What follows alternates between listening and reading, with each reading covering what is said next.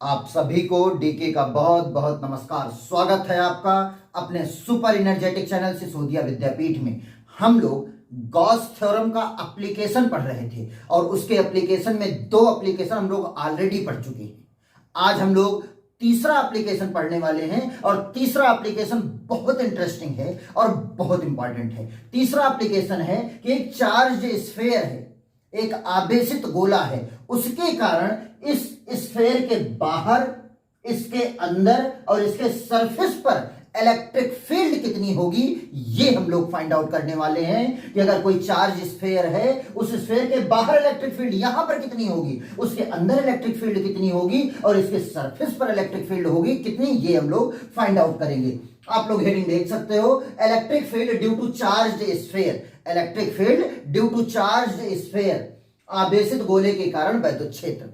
अगर आप लोगों ने इसके पहले का दोनों एप्लीकेशन नहीं देखा है, गॉस थ्योरम नहीं देखा है, तो उसका लिंक नीचे डिस्क्रिप्शन में दिया हुआ है, वहां से आप लोग पढ़ करके आएंगे, तब इसको देखेंगे तो बहुत अच्छी तरीके से आप लोगों को समझ में आएगा। ओके, तो बिना लेट किए हम लोग स्टार्ट करते हैं। ठीक है, एप्लीकेशन ऑफ गॉस थ्योरम में यह है चार्ज स्फीयर। इस चार्ज स्फीयर के सबसे पहले हम अंदर इलेक्ट्रिक फील्ड निकालते हैं कि इसके अंदर इलेक्ट्रिक फील्ड कितनी होगी। तो इसके अंदर इलेक्ट्रिक फील्ड निकालना है, मींस सबसे पहले हम कैलकुलेशन करेंगे इनसाइड में, उसके बाद हम लोग देखेंगे आउटसाइड में, फिर ऑन द सरफेस। इनसाइड में देखिए, इनसाइड मान लीजिए कोई भी पॉइंट ले लीजिए, यहां पर कोई पॉइंट ले लीजिए, इस पॉइंट पर हमें इलेक्ट्रिक फील्ड निकालना है। इसके अंदर स्फीयर के चार्ज स्फीयर है, कितना चार्ज इस पर डिस्ट्रीब्यूट किया गया है, क्यों चार्ज डिस्ट्रीब्यूट किया गया है, इसकी रेडियस कितनी है, आर है। इसके अंदर यहां पर इलेक्ट्रिक फील्ड निकालना है। मान लीजिए कि यहां से सेंटर से ये डिस्टेंस कितनी है, स्मॉल आर। सेंटर से कितनी डिस्टेंस है, स्मॉल आर। अब स्मॉल आर की जो डिस्टेंस होगी वो आर लेस देन होगा किससे, कैपिटल आर से। स्मॉल आर छोटा है, कैपिटल आर बड़ा है। Small R is less than capital R. Inside की बात कर रहे हैं। अब इनसाइड में अगर इलेक्ट्रिक फील्ड निकालना है, यहां पर इलेक्ट्रिक फील्ड निकालना है, और इलेक्ट्रिक फील्ड हम लोग किसका एप्लीकेशन करके निकालेंगे, गॉस थ्योरम का एप्लीकेशन करना है। और गॉस थ्योरम हम लोग जानते हैं, जहां पर भी हमें गॉस थ्योरम अप्लाई करना रहता है, वहां पर जैसे यहां पर इलेक्ट्रिक फील्ड निकालना है तो यहां पर एक क्लोज्ड सरफेस होना चाहिए, एक क्लोज्ड सरफेस होना चाहिए। तो इस पॉइंट से, जिस पॉइंट पर इलेक्ट्रिक फील्ड निकालना है, उस पॉइंट से होते हुए एक क्लोज्ड सरफेस बनाइए। यहां पर एक क्लोज्ड सरफेस, और सिमेट्रिकल क्लोज्ड सरफेस अगर बनाया जाए तो ये कुछ इस तरीके से क्लोज्ड सरफेस बनेगा। इस तरीके से क्लोज्ड सरफेस बन गया, ये है क्लोज्ड सरफेस। ठीक है, और ये क्लोज्ड सरफेस में से एक स्फीयर इमेजिन कर लिए जिसकी रेडियस कितनी है, स्मॉल आर। हमें इस यहां पर इलेक्ट्रिक फील्ड निकालना है, तो हम लोग जानते हैं कि यहां से हम लोग इलेक्ट्रिक फील्ड, जैसे हम लोग दो केस पढ़ चुके हैं, क्या निकालते हैं, इलेक्ट्रिक फ्लक्स निकालते हैं। तो electric flux phi equal to क्या होता है, integration of E D A cos theta, यही तो होता है, E D A cos theta. D A क्या है, सरफेस एरिया। यहां पर एक छोटी सी सरफेस एरिया ले लीजिए, और इसका अगर हम लोग डायरेक्शन देखें, डीए की डायरेक्शन तो परपेंडिकुलर आउटवर्ड होती है, ये हो जाएगी डीए की डायरेक्शन। इलेक्ट्रिक फील्ड की डायरेक्शन ये पॉजिटिव है, और पॉजिटिव के कारण इलेक्ट्रिक फील्ड की डायरेक्शन बाहर की तरफ होती है, इलेक्ट्रिक फील्ड की डायरेक्शन ये होगी। इलेक्ट्रिक फील्ड और एरिया वेक्टर के बीच का एंगल जो होगा वो थीटा इक्वल टू कितना होगा, थीटा इक्वल टू होगा 0 डिग्री। कोई प्रॉब्लम नहीं, तो यहां पर 0 डिग्री है क्योंकि दोनों सेम डायरेक्शन में है, तो थीटा की वैल्यू 0 रख दीजिए। Integration of E D A cos 0, cos 0 की वैल्यू क्या होती है, 1, तो integration of E D A आ जाएगा। वैसे यहां पर ई जो होगा, ई इलेक्ट्रिक फील्ड ये स्फीयर कंसीडर किए, तो यहां सेंटर से चाहे यहां पर निकालें, यहां पर निकालें, यहां पर निकालें, इलेक्ट्रिक फील्ड तो हर जगह सेम होगी। तो ई को बाहर कर लीजिए, इंटीग्रेशन ऑफ डीए आ जाएगा। यहां पर फाई, और फाई हम लोग जानते हैं, फाई क्या होता है, फाई होता है इलेक्ट्रिक फ्लक्स। और इस गॉसियन सरफेस, क्लोज्ड सरफेस से निकलने वाला जो फ्लक्स होगा वो कितना होगा भाई, तो हम लोग जानते हैं भाई, फाई होता है Q inside divided by epsilon naught. Phi equal to according to the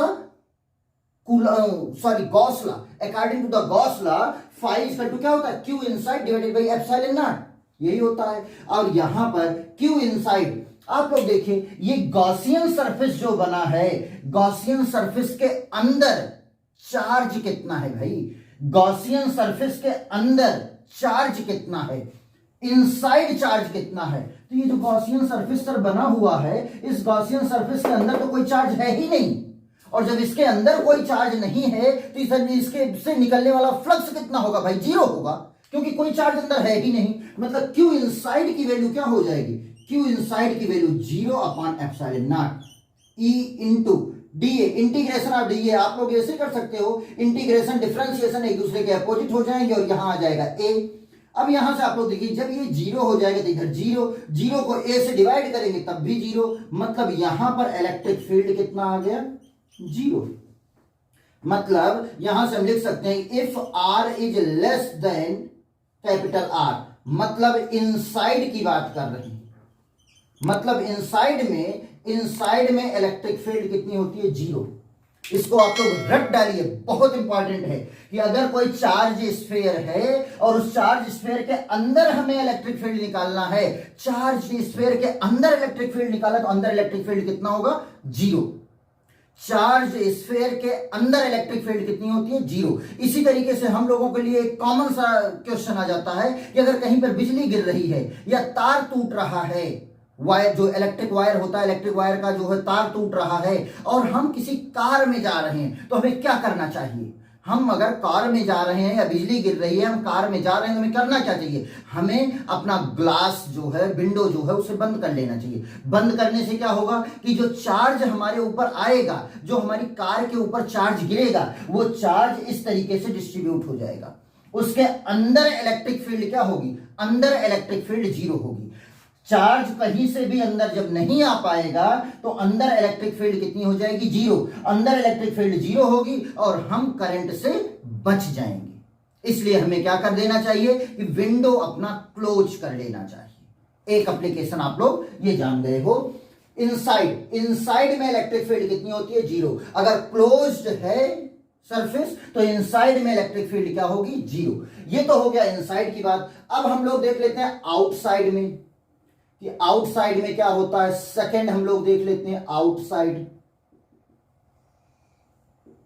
outside बहुत इंटरेस्टिंग है, ध्यान से देखिए। मान लीजिए कि इसके आउटसाइड हमें यहां पर इलेक्ट्रिक फील्ड निकालना है। मान लेता हूं कि यहां पर इलेक्ट्रिक फील्ड निकालना है, इस पॉइंट पर इलेक्ट्रिक फील्ड निकालना है आउटसाइड। अब इसकी यहां से डिस्टेंस मान लीजिए स्मॉल आर है, अंदर था तब भी स्मॉल आर माना था, बाहर है तब भी स्मॉल आर मान ले रहा हूं, कोई दिक्कत नहीं।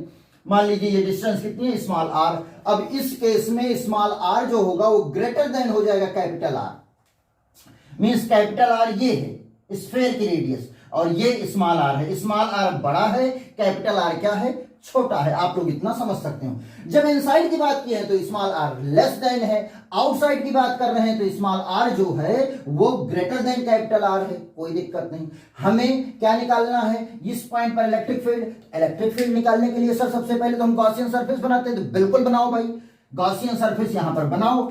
गॉसियन सरफेस इस पॉइंट से होते हुए एक सिमेट्रिकल क्लोज्ड सरफेस बनाओ, वही क्या हो जाएगा, गॉसियन सरफेस। गॉसियन सरफेस बन गया सर।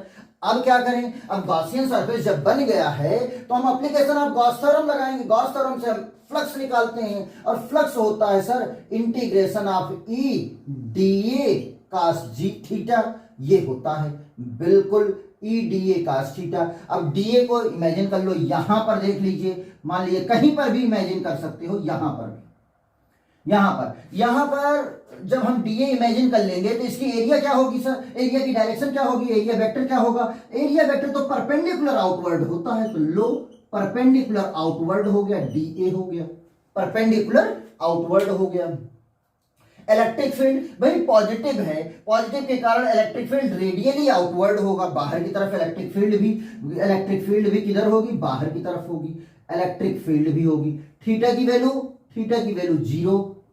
भाई दोनों सेम डायरेक्शन में है, जैसे यहां दोनों सेम डायरेक्शन में था वैसे ही यहां पर दोनों सेम डायरेक्शन में है, इसलिए इलेक्ट्रिक फील्ड की वैल्यू क्या होगी, थीटा की वैल्यू क्या होगी 0, तो 0 रख दो यहां पर। तो ये phi is equal to integration, अच्छा ई चाहे हम यहां निकालें, चाहे यहां से निकालें, चाहे यहां निकालें, रेडियस से डिस्टेंस तो आर ही रहेगी, और जब डिस्टेंस आर ही रहेगी तो इलेक्ट्रिक फील्ड कांस्टेंट होगा, इलेक्ट्रिक फील्ड को हम बाहर कर लेंगे। इंटीग्रेशन ऑफ डी ए और कॉस थीटा की वैल्यू हो जाएगी 0, कॉस 0 की वैल्यू 1 हो जाएगी, बचेगा इंटीग्रेशन ऑफ डी ए, और तो कुछ नहीं बचेगा। अच्छा फाई क्या होता है, हम लोग जानते हैं सर, फाई गॉस थ्योरम से निकालते हैं, और फाई होता है Q inside divided by epsilon not. तो लिख दो भाई, फाई के स्थान पर लिख दो Q inside divided by epsilon naught, यही होता है E into integration of DA. अब डीए का इंटीग्रेशन करना है तो इस तरीके से यहां डीए पूरा का पूरा डीए लेकर के सबको इंटीग्रेट कर दीजिए, टोटल सरफेस एरिया आ जाएगी, टोटल सरफेस एरिया आ जाएगी। या आप लोग integration differentiation capital cancel out हो जाएगा, क्या बचेगा ए का मतलब क्या है सरफेस एरिया, और जब ये डिफरेंशिएशन डी हट जाएगा मींस डी है तो डीए लिखा हुआ है इसका मतलब है स्मॉल एलिमेंट, जब ए लिखा हुआ है तो इसका मतलब है पूरी सरफेस एरिया। तो ए का मतलब क्या है पूरी सरफेस एरिया, और पूरी सरफेस एरिया स्फेयर की पूरी सरफेस एरिया, गोले का पूरा वक्र पृष्ठ कितना होता है 4 पाई आर स्क्वायर, कितना होता है 4 पाई आर स्क्वायर। तो यहां पर हो जाएगा 4 pi R square integration of D A, cos 0 की वैल्यू तो 1 हो गई, इसकी वैल्यू आ जाएगी 4 पाई आर स्क्वायर, कोई दिक्कत नहीं, 4 पाई आर स्क्वायर हो गया। क्यू इनसाइड, इसके अंदर चार्ज कितना है भैया, टोटल चार्ज इसके अंदर है, क्यू चार्ज है और वो क्यू चार्ज इसके अंदर है, टोटल चार्ज कितना है क्यू, और पूरा का पूरा चार्ज इसके अंदर है। तो क्यू इनसाइड की वैल्यू क्या हो जाएगी capital Q divided by epsilon naught equal to E into 4 pi R square, कोई प्रॉब्लम नहीं भैया। तो E इज इक्वल टू क्या आ जाएगा, और जब E इज इक्वल टू ये 4 पाई आर स्क्वायर, हमें इलेक्ट्रिक फील्ड निकालना है, हमें क्या निकालना है, हमें निकालना है इलेक्ट्रिक फील्ड। तो इलेक्ट्रिक फील्ड E निकालेंगे तो 4 पाई आर स्क्वायर नीचे आ जाएगा, तो यहां आ जाएगा Q upon 4 pi R square और ये एप्सिलॉन नॉट, ये इतना। अब इसी को थोड़ा सा आगे पीछे करके लिख रहा हूं, इसी को मैं लिख रहा हूं E इज इक्वल टू, इसी को इतनी चीज को हम लिख रहे हैं 1 upon 4 pi epsilon naught, 4 pi epsilon naught into Q upon R square, Q upon R square. Sir ये फार्मूला तो कुछ देखा देखा सा लग रहा है, ये वाला फार्मूला तो कुछ देखा देखा सा लग रहा है, कैसे, कहां पर देखा है आप लोगों ने, तो इसको कूलॉम्स लॉ में ही आप लोगों ने देख लिया है, इलेक्ट्रिक फील्ड में ही आप लोगों ने देख लिया है कि अगर कोई पॉइंट चार्ज है, अगर कोई पॉइंट चार्ज है इस तरीके से, अगर कोई पॉइंट चार्ज है Q और इससे R डिस्टेंस पर हमें यहां पर इलेक्ट्रिक फील्ड निकालना होता है, तो E इक्वल टू हम लिखते हैं 1 upon 4 pi epsilon naught Q upon R square, ये होता है, बहुत सिंपल है भाई। E equal to 1 upon 4 pi epsilon naught Q upon R square, बहुत ही सिंपल है, ये इतना तो होता ही, और यही रिजल्ट तो आया है। मींस यहां पर ये है कि जब ये चार्ज स्फीयर है, इस चार्ज स्फीयर के बाहर आ जाते हैं, मान लीजिए यहां पर चार्ज स्फीयर है और ये चार्ज स्फीयर के हम बाहर आ गए, यहां पर आ गए, और यहां से इस चार्ज स्फीयर को जो हम देख रहे हैं, तो ये चार्ज स्फीयर हमें पॉइंट चार्ज की तरीके से ट्रीट करना है। इसे हमें कैसे ट्रीट करना है, एक पॉइंट चार्ज की तरीके से ट्रीट करना है, और ये पॉइंट चार्ज की तरीके से जब हो जाएगा तो यहां पर इलेक्ट्रिक फील्ड क्या होगी, सेम इसी तरीके से, यहां पर एक पॉइंट चार्ज रखा है और इसके कारण r डिस्टेंस पर इलेक्ट्रिक फील्ड आ जाएगा 1 upon 4 pi epsilon Q upon R square. तो ये E equal to 1 upon 4 pi epsilon Q upon R square, ये कब होगा, जब r is greater than capital R, जब स्मॉल r की वैल्यू कैपिटल R से, रेडियस से, स्फीयर के रेडियस से ज्यादा होगा। क्लियर, इतने में मुझे नहीं लगता कि आप लोगों को कोई प्रॉब्लम होनी चाहिए, और इसे आप लोग याद भी कर लोगे। इसे याद करना भाई, अंदर इलेक्ट्रिक फील्ड 0 होती है, ये याद रहेगा, क्योंकि मैंने बता दिया कि कहीं पर भी हम जा रहे हैं, अगर लाइट बिजली गिर रही है तो हमें क्या करना चाहिए, क्लोज कर लेना चाहिए विंडो क्लोज कर लेने से उसके अंदर कोई चार्ज नहीं जाएगा, इलेक्ट्रिक फील्ड 0 होगी, तो इसके अंदर तो इलेक्ट्रिक फील्ड 0 होती है, याद रहेगा। और आउटसाइड के लिए मैंने बता दिया कि पॉइंट चार्ज की तरीके से ट्रीट करो, और पॉइंट चार्ज के कारण इलेक्ट्रिक फील्ड हम लोग जानते हैं 1/4πε0 Q/r² होता है, कोई दिक्कत नहीं। अच्छा, अगर हम थर्ड केस लें ऑन द सरफेस, तब क्या होगा? तो भैया बहुत ही सिंपल, अगर हम बाहर हैं तो हमारी इलेक्ट्रिक फील्ड ये आई है। इलेक्ट्रिक फील्ड कितनी आई है? बाहर इलेक्ट्रिक फील्ड, आउटसाइड जो है वो इलेक्ट्रिक फील्ड है 1/4πε0 और Q/r²। ऑन द सरफेस क्या हो जाएगा? R के बराबर हो जाएगा। भाई स्मॉल r की वैल्यू कैपिटल R के बराबर हो जाएगा, तभी तो हम इसके सरफेस पर पहुंचेंगे। भाई ऑन द सरफेस निकालना है, सरफेस पर निकालना है, इसका मतलब इस r की वैल्यू कितनी होनी चाहिए? कैपिटल R के बराबर हो जाना चाहिए। और जब कैपिटल R के बराबर हो जाएगा तो स्मॉल r के स्थान कैपिटल R रख दो, हमारा आंसर आ गया भाई। E=1/4πε0 Q/ स्मॉल r के स्थान पे क्या हो जाएगा? Capital R²। बस यही हमारा रिजल्ट है, इसमें कोई भी प्रॉब्लम आप लोगों को नहीं होना चाहिए। हमारा रिजल्ट इतना ही है। यहां पर एक चीज आप लोग और देख लीजिए, एक चीज आप लोग ये देख लीजिए कि आप लोग यहां पर एक चीज देखिए, जहां जो इलेक्ट्रिक फील्ड E है, वो इनवर्सली प्रोपोर्शनल है किसके? 1/r² के। 1/r² के इनवर्सली प्रोपोर्शनल है। 1 सेकेंड, 1/r² के इनवर्सली प्रोपोर्शनल है, कोई दिक्कत नहीं इसमें। E is proportional to 1/r²। E is proportional to 1/r²। Electric field E 1/4πε0 constant है। Q इसके अंदर जो चार्ज है वो भी कांस्टेंट है, तो E is proportional to क्या आ गया? 1/r²। मींस डिस्टेंस जैसे जैसे बढ़ती जाएगी इलेक्ट्रिक फील्ड कम होती जाएगी। डिस्टेंस R की वैल्यू जैसे जैसे इंक्रीज करेगी इलेक्ट्रिक फील्ड E की वैल्यू क्या होगी? कम होती जाएगी। इतना आप लोग समझ गए हो? बिल्कुल। कभी कभी एक कंपटीशन में, बस हमारा अगर बोर्ड की बात करें तो बस इतना ही आएगा। कंपटीशन में कभी कभी यही चीज सेम यही डेरिवेशन थोड़ा सा घुमा करके दे देता है। और घुमा करके क्या दे देता है? मींस ऑप्शन गिवन रहता है, और ऑप्शन में ये चीज नहीं गिवन रहती है। E=1/4πε0 Q/r², ये नहीं गिवन रहते और बच्चे कंफ्यूज हो जाते हैं कि ये क्या दे दिया सर, ये तो आपने बताया ही नहीं। तो इस तरीके का क्वेश्चन भी, कोई भी क्वेश्चन हमें छोड़ना नहीं है, हमें 100% सब कुछ पढ़ना है, चाहे नीट का क्वेश्चन हो चाहे आईआईटी का क्वेश्चन हो। अगले लेक्चर में हम लोग नीट और आईआईटी के बहुत सारे क्वेश्चन भी देखने वाले हैं, बहुत इंपॉर्टेंट क्वेश्चन देखने वाले हैं, जिसके कारण यहां पर थोड़ा सा एडवांस लेवल का भी हम लोग पढ़ लेते हैं। कहीं कहीं पर यह दिया रहता है कि यहां पर जो टोटल चार्ज क्यू है जो इसके सरफेस पर डिस्ट्रीब्यूटेड है, ये क्यू नहीं दिया रहता है, बल्कि वहां पर दिया रहता है सिग्मा। वहां पर क्या दिया रहता है? सिग्मा। क्यू ना दे करके, क्यू नहीं लिखा रहता है, वहां पर लिखा रहता है सिग्मा। सिग्मा क्या है? लास्ट लेक्चर में ही मैं बता चुका हूं क्या है। सिग्मा होता है सरफेस चार्ज डेंसिटी या charge per unit area. Sigma क्या है? Charge per unit area. और आप लोग जानते हो ये अगर सिग्मा है तो सिग्मा होता है Q/ε0, यही होता है। यहां पर क्यू कर दो या कैपिटल क्यू कर दो, कैपिटल क्यू गिवन नहीं है, चार्ज अपान एरिया होता है, चार्ज अपान एरिया ये होता है। Sigma equal to charge upon area. मैंने मान लिया, इमेजिन कर लिया कि इस पर टोटल चार्ज कितना है? क्यू है, और क्यू गिवन नहीं है, सिर्फ सिग्मा गिवन है। Sigma equal to Q/A। तो यहां से क्यू हम लोग कि अगर यूनिट एरिया पर चार्ज सिग्मा है तो टोटल चार्ज कितना होगा, ये हम लोग निकाल सकते हैं। सिग्मा इक्वल टू Q/A, तो Q equal to sigma into A। अब यहां पर Q इक्वल टू सिग्मा और A क्या है? सरफेस एरिया, और इसकी सरफेस एरिया हो जाएगी 4πR²।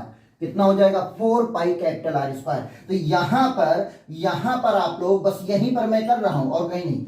E इक्वल टू, भाई यहां अंदर तो इलेक्ट्रिक फील्ड 0 है, हमें चाहे Q दिया हो या सिग्मा दिया हो, कुछ भी दिया हो, कोई फर्क नहीं पड़ेगा। जो फर्क पड़ेगा वो यहां पर फर्क पड़ेगा।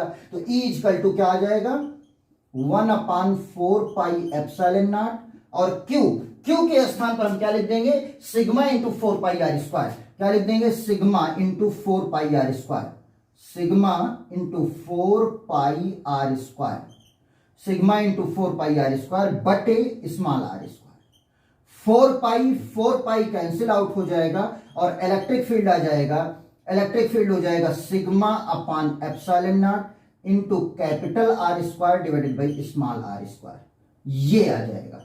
कभी कभी जो कंपटीशन में दे देता है वो ये ना दे करके ये दे देता है, ये ना दे करके ये दे देता है, बच्चे कंफ्यूज हो जाते हैं। यहां पर भी आप लोग देखोगे तो इलेक्ट्रिक फील्ड इनवर्सली प्रोपोर्शनल है किसके, 1 अपान आर स्क्वायर के। बाकी चीजें तो कांस्टेंट है भाई। सिग्मा, सिग्मा है charge per unit area, sigma क्या है, charge per unit area, charge per unit area given है, ये तो हमारा कांस्टेंट है। एप्सिलॉन नॉट, एप्सिलॉन नॉट आप लोग जानते हो क्या है, परमिटिविटी ऑफ फ्री स्पेस जो कि कांस्टेंट है। कैपिटल आर पूरे स्फीयर की रेडियस है, स्फीयर की रेडियस कैपिटल आर भी कांस्टेंट है। इसके बाहर इलेक्ट्रिक फील्ड, इसके बाहर जब हम देखेंगे तो बाहर इलेक्ट्रिक फील्ड ये निकालना है। अगर बाहर हमें इलेक्ट्रिक फील्ड निकालना है तो ये स्मॉल आर, अब स्मॉल आर हम यहां पर भी निकाल सकते हैं, यहां पर भी निकाल सकते हैं, यहां पर भी निकाल सकते हैं। तो आर की वैल्यू वेरी हो रही है तो इज प्रोपोर्शनल टू क्या आ जाएगा, 1 अपान आर स्क्वायर। ये कहां पर है, ये है आउटसाइड में।